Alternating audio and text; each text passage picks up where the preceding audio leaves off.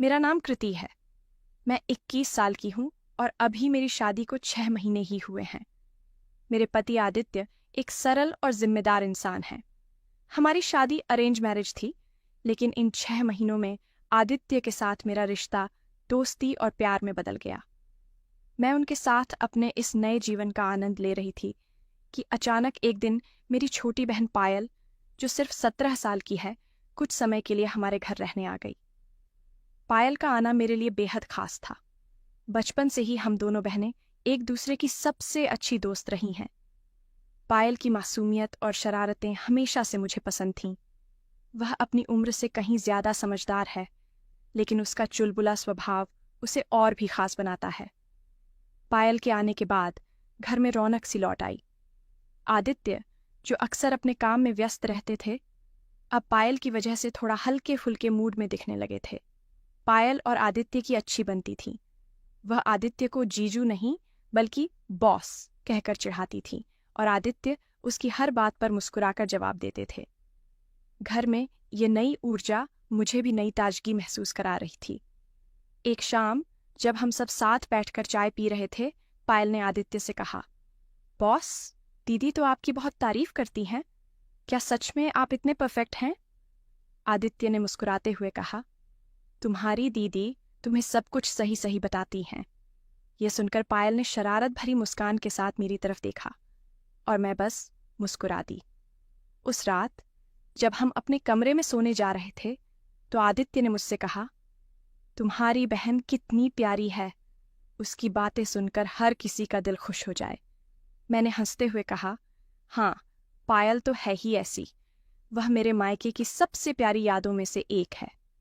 आदित्य ने मुझे प्यार से देखा और कहा, मैं चाहता हूं कि तुम दोनों बहनों का रिश्ता हमेशा ऐसा ही रहे। उनकी यह बात सुनकर मेरे दिल में उनके लिए सम्मान और प्यार और बढ़ गया। अगले दिन पायल ने मुझसे एक बात पूछी जिसने मुझे सोचने पर मजबूर कर दिया। उसने कहा, दीदी, क्या शादी के बाद सब बदल जाता है? क्या अपने सपनों के साथ समझौता करना पड़ता है? उसकी आंखों में एक मासूमियत थी, लेकिन उसकी आवाज में कुछ सवाल छिपे थे। मैंने उसे समझाते हुए कहा, पायल, शादी कोई समझौता नहीं है। यह एक ऐसा रिश्ता है जहां दोनों लोग एक दूसरे के सपनों और भावनाओं का सम्मान करते हैं। आदित्य और मैंने भी एक दूसरे को समझने में समय लिया, लेकिन अब हम दोनों एक दूसरे के साथी हैं। उसने मेरे जवाब को गहराई से सुना और फिर मुस्कुराते हुए कहा, तो इसका मतलब है प्यार और शादी में सब कुछ सही होता है अगर दोनों लोग एक दूसरे को समझें। उसकी यह बात सुनकर मैं सोच में पड़ गई कि इतनी छोटी उम्र में वह इतनी गहरी बातें कैसे कर लेती है। पायल के आने से घर की रौनक बढ़ गई थी, लेकिन उसके व्यवहार में धीरे धीरे एक बदलाव मैं महसूस करने लगी। पहले जो वह शरारत और मजाक से भरी रहती थी, अब वह आदित्य के आसपास कुछ ज्यादा ही गंभीर दिखने लगी थी। आदित्य के हर शब्द पर उसका ध्यान रहता और वह हर छोटी बड़ी बात पर उनकी तारीफ करने का कोई मौका नहीं छोड़ती। यह बात मुझे अजीब लगने लगी, लेकिन मैंने इसे नजरअंदाज करना बेहतर समझा। एक शाम की बात है, आदित्य ऑफिस से लौटे थे और मैं रसोई में थी। पायल उनके पास बैठकर उनसे उनके दिन भर के काम के बारे में पूछ रही थी। आदित्य उसे बड़े प्यार से समझा रहे थे कि उनका दिन कैसा गुजरा। पायल ने हंसते हुए कहा, जीजू, आप तो हर बात इतनी आसानी से संभाल लेते हो। दीदी कितनी लकी हैं कि उन्हें आप जैसा पति मिला। आदित्य ने हल्के से मुस्कुराते हुए कहा, पायल, हर रिश्ता समझ और सम्मान से चलता है। यह सुनकर पायल का चेहरा खिल उठा और वह थोड़ा शर्माते हुए उठकर अपने कमरे में चली गई। उस रात पायल मेरे पास आई। वह बिस्तर पर बैठते हुए बोली, दीदी, आदित्य जीजू कितने अच्छे हैं ना। उन्होंने आपके साथ साथ इस घर को भी इतनी खूबसूरती से संभाला है। मुझे लगता है कि दुनिया में ऐसे लोग बहुत कम होते हैं। मैं उसकी यह बात सुनकर मुस्कुराई और कहा, हाँ पायल, वह वाकई बहुत अच्छे इंसान हैं, लेकिन यह सिर्फ उनका नहीं, हम दोनों का प्रयास है कि हमारा रिश्ता इतना मजबूत है। वह कुछ देर चुप रही और फिर अचानक से बोली, कभी कभी लगता है अगर मेरी जिंदगी में भी ऐसा कोई इंसान आ जाए तो कितना अच्छा हो। उसकी यह बात मुझे सामान्य लगी, लेकिन उसके चेहरे के भाव मुझे कहीं ना कहीं कुछ और इशारा कर रहे थे। अगले कुछ दिनों में पायल आदित्य के आसपास ज्यादा समय बिताने लगी। जब आदित्य अखबार पढ़ रहे होते तो वह उनके पास बैठकर उनसे तरह तरह के सवाल करती। जब वह टीवी देख रहे होते तो वह उनके पसंदीदा शो के बारे में बातें करती। आदित्य को यह सब सामान्य लग रहा था क्योंकि वह पायल को एक छोटी बहन की तरह देखते थे, लेकिन मेरे लिए यह सब थोड़ा असहज होने लगा। एक दिन आदित्य ऑफिस जाने के लिए तैयार हो रहे थे। मैंने देखा कि पायल उनके कोट पर लगी सिलवटें ठीक कर रही थीं। वह उनकी शर्ट के बटन को भी देखकर बोली, जीजू, आप हमेशा इतने परफेक्ट दिखते हो, मुझे नहीं लगता कि कोई आपकी बराबरी कर सकता है। आदित्य ने हंसते हुए कहा, धन्यवाद पायल, लेकिन यह सब तुम्हारी दीदी का कमाल है। पायल ने यह बात सुनी, लेकिन उसके चेहरे पर एक हल्की उदासी दिखी। उस रात मैं पायल के पास गई और उससे सीधा सवाल किया, पायल, तुम्हें आदित्य के लिए कुछ ज्यादा ही लगाव नहीं हो रहा है? उसने मेरी ओर देखा जैसे मैंने उसकी चोरी पकड़ ली हो, लेकिन अगले ही पल उसने कहा, दीदी, आप कैसी बातें कर रही हो? वह तो आपके पति हैं और मैं सिर्फ उनकी तारीफ करती हूँ, इसमें कुछ गलत नहीं है। उसकी यह बात सुनकर मैं चुप हो गई, लेकिन मेरे मन में संदेह और बढ़ गया। आगे के दिनों में पायल के बर्ताव में और बदलाव आने लगा। वह आदित्य की हर छोटी बड़ी जरूरत का ध्यान रखने लगी, यहाँ तक कि अगर वह घर में होते तो पायल मेरी जगह उन्हें चाय लाकर देती। आदित्य ने इस पर कभी ध्यान नहीं दिया, लेकिन मेरे लिए यह सब सामान्य नहीं था। मुझे लगने लगा था कि पायल शायद आदित्य के प्रति आकर्षित हो रही है। दिन बीतते गए और पायल का बर्ताव अब और भी स्पष्ट होने लगा था।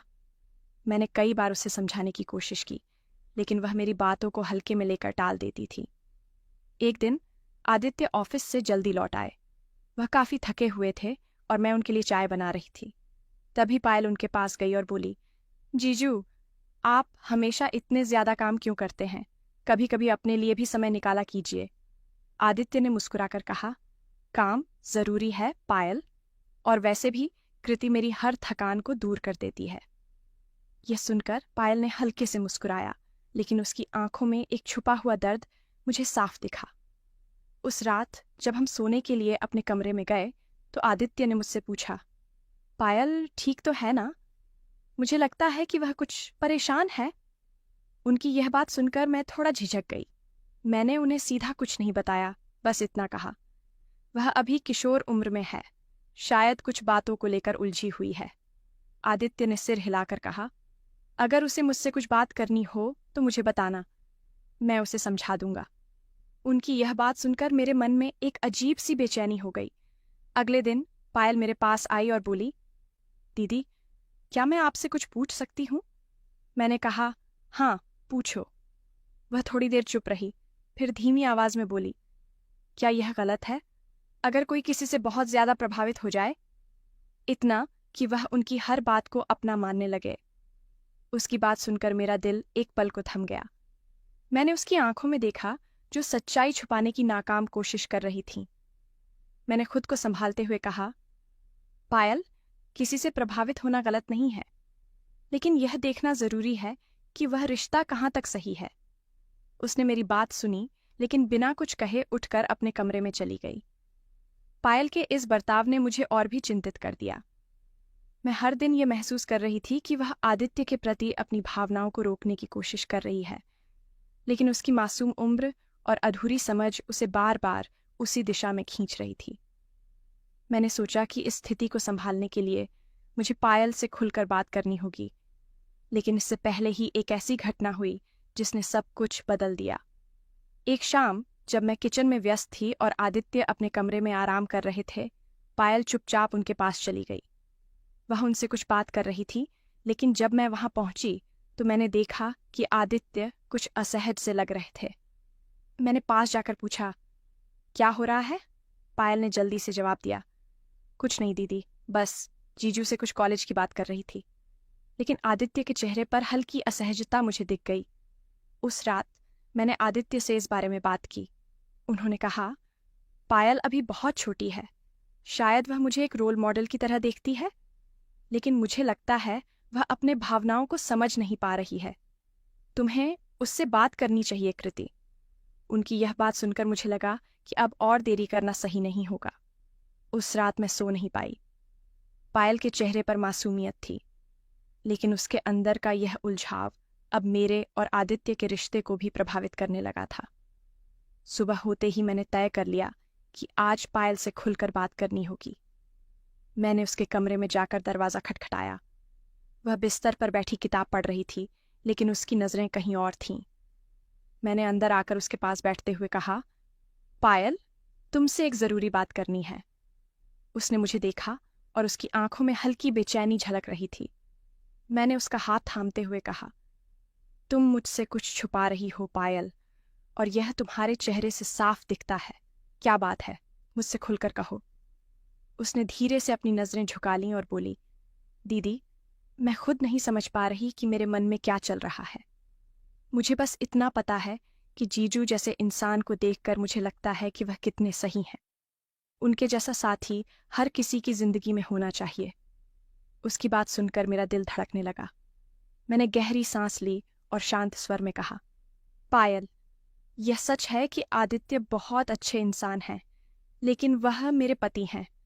और यह भी सच है कि तुम्हारा यह आकर्षण गलत दिशा में जा रहा है। यह सिर्फ तुम्हारी उम्र की वजह से है पायल। तुम अभी बहुत छोटी हो, और तुम्हारे मन में आदित्य के लिए जो भावना है वह सिर्फ एक भ्रम है। पायल ने सिर उठाया और उसकी आंखें छलकने लगीं। मैं जानती हूँ दीदी, मैं जानती हूँ कि यह गलत है, लेकिन मैं इसे रोक नहीं पा रही।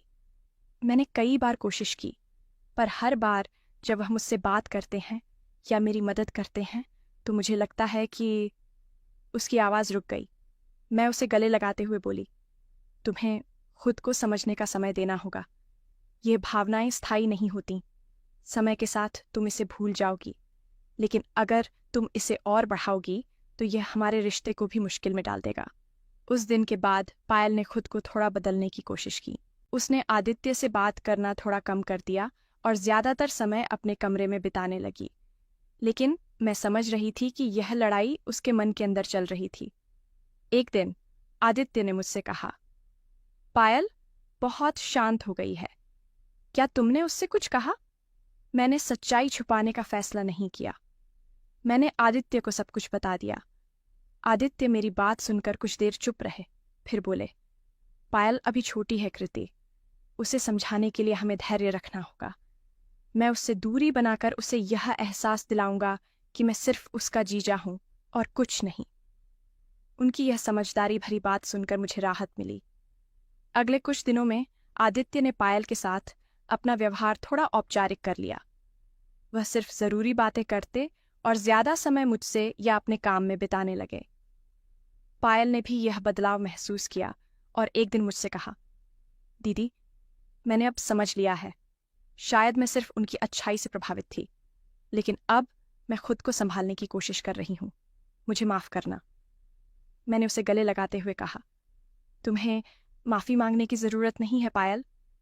यह सिर्फ तुम्हारी उम्र और परिस्थितियों की वजह से हुआ, लेकिन मुझे खुशी है कि तुमने खुद को संभाल लिया। उसकी आंखों में एक नई समझदारी और आत्मविश्वास झलक रहा था। कुछ दिनों से आदित्य अपने ऑफिस के काम में बहुत व्यस्त थे। उनके बॉस मिस्टर मेहरा एक घुड़सवारी के शौकीन व्यक्ति थे और उन्होंने आदित्य से उनके लिए एक नया घोड़ा देखने की जिम्मेदारी सौंपी थी। आदित्य को यह काम थोड़ा अजीब लगा, लेकिन वह मिस्टर मेहरा का बहुत सम्मान करते थे, इसलिए उन्होंने हामी भर दी। शनिवार की सुबह आदित्य तैयार होकर जाने लगे।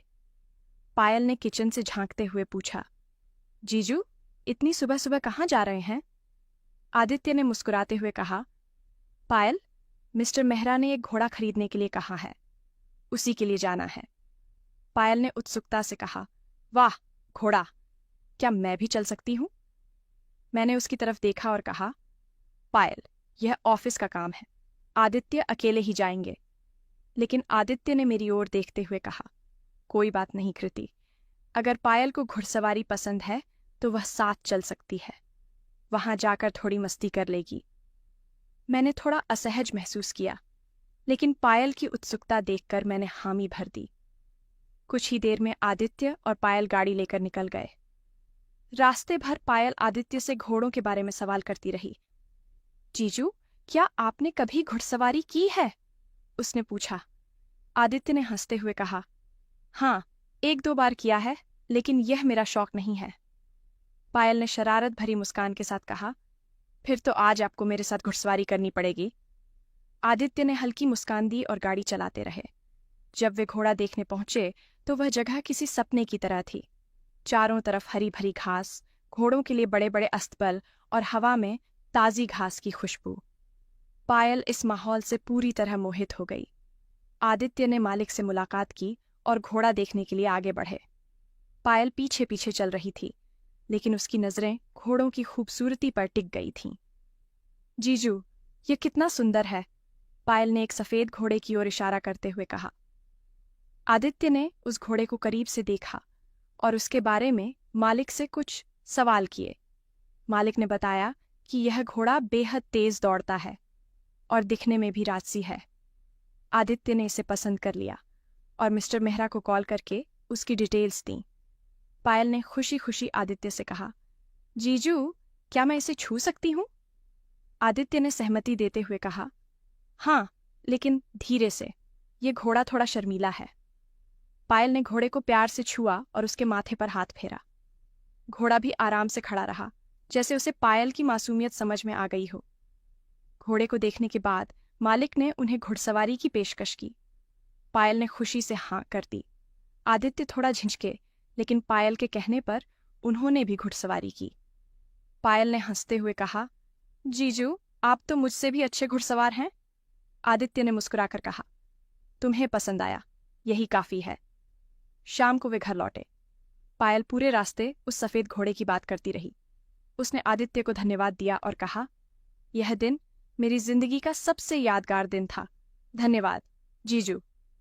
आदित्य ने उसकी बात को हंसकर टाल दिया, लेकिन मैंने देखा कि पायल के चेहरे पर एक अलग ही चमक थी। अगले दिन पायल सुबह से ही उत्साहित थी। रात भर वह मुझे घोड़ों की बातों से परेशान करती रही। उसकी बातों में एक अलग सी चमक थी, जैसे उसे किसी नई दुनिया का पता चल गया हो। उसने मुझसे कहा, दीदी, कल आप भी चलो ना, वह जगह कितनी सुंदर है और घुड़सवारी तो जैसे किसी सपने जैसी लगती है। मैंने पहले हिचकिचाया, लेकिन पायल की उत्सुकता और बार बार कहने के बाद मैंने आखिरकार जाने के लिए हामी भर दी। आदित्य भी इस योजना पर मुस्कुरा दिए। तुम दोनों का ये घुड़सवारी का शौक अब मेरे सिर पर चढ़ गया है, उन्होंने मजाक में कहा। मैंने उन्हें हल्का सा मारा और कहा, हमारी वजह से तुम्हें आराम मिलेगा, बस गाड़ी हमें दे देना। सुबह होते ही मैं और पायल तैयार होकर निकल पड़ी। रास्ते में पायल बार बार कल के अनुभवों के बारे में बता रही थी। दीदी, आपको यकीन नहीं होगा कि वह सफेद घोड़ा कितना शांत और प्यारा है। आप उसे देखकर बस उसके प्यार में पड़ जाएंगी, उसने जोश से कहा।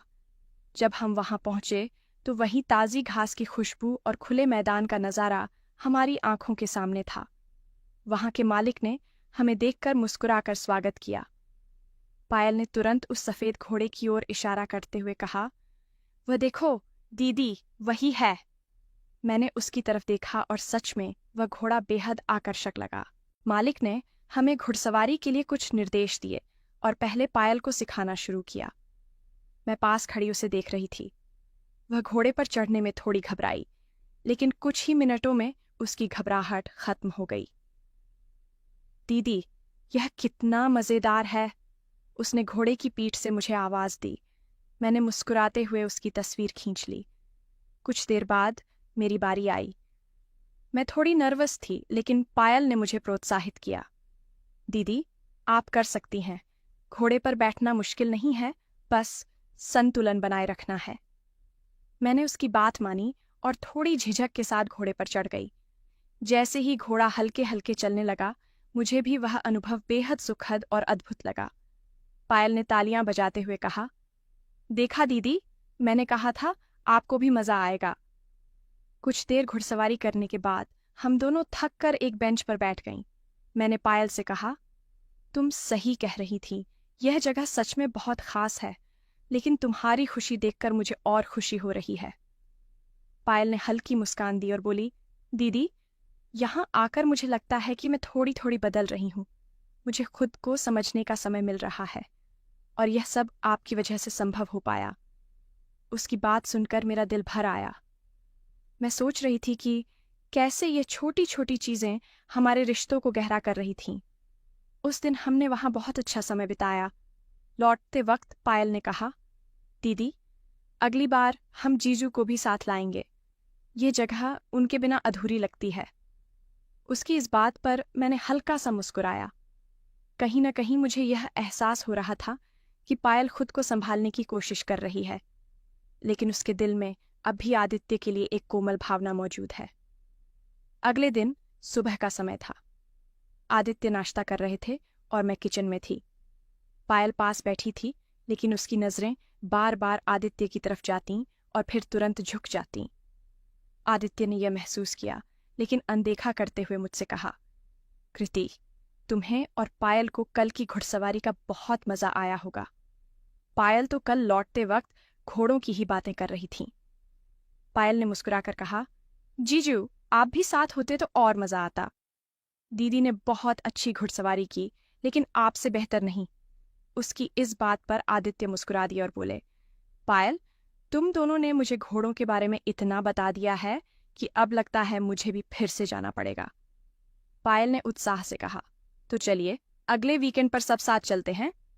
मैंने थोड़ा हिचकिचाते हुए कहा, आदित्य ऑफिस में बिजी हैं। पायल, हर बार उनकी छुट्टी लेना सही नहीं है। आदित्य ने मेरी ओर देखकर कहा, कोई बात नहीं कृति, थोड़ा समय निकालना ही पड़ता है।